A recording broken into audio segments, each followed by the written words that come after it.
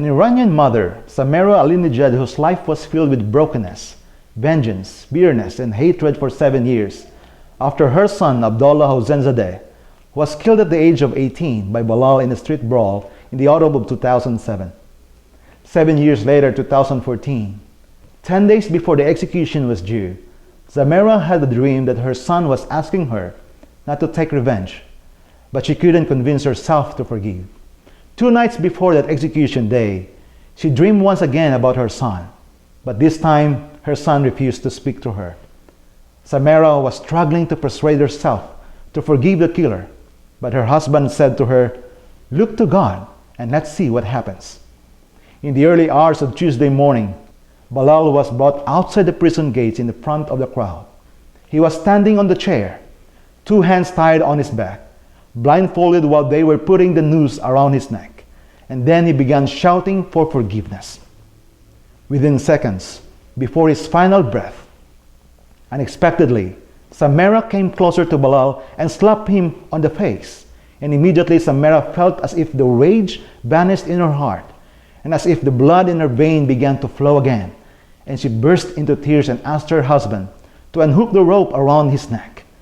That day, Balal's life was spared and he was declared pardoned. Eventually, Samira felt that vengeance has left her heart. An amazing story like this reminds us all of this first coming of Jesus Christ here on earth. He came here to forgive us and taught us how to let go every pride, hatred, bitterness, and revenge, and let God take care of the rest. As this year 2015 is soon to close, New Year will then unfold.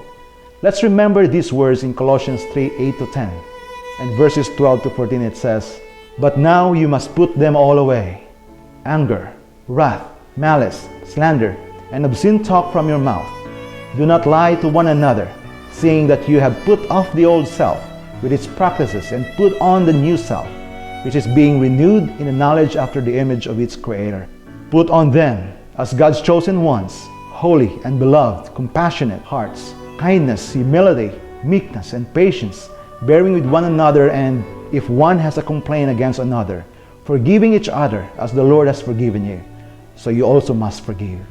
And above all these, put on love, which binds everything together in perfect harmony." It is my prayer that you all have a joyful holidays and a peaceful New Year. This is your friend James, sharing you the living word.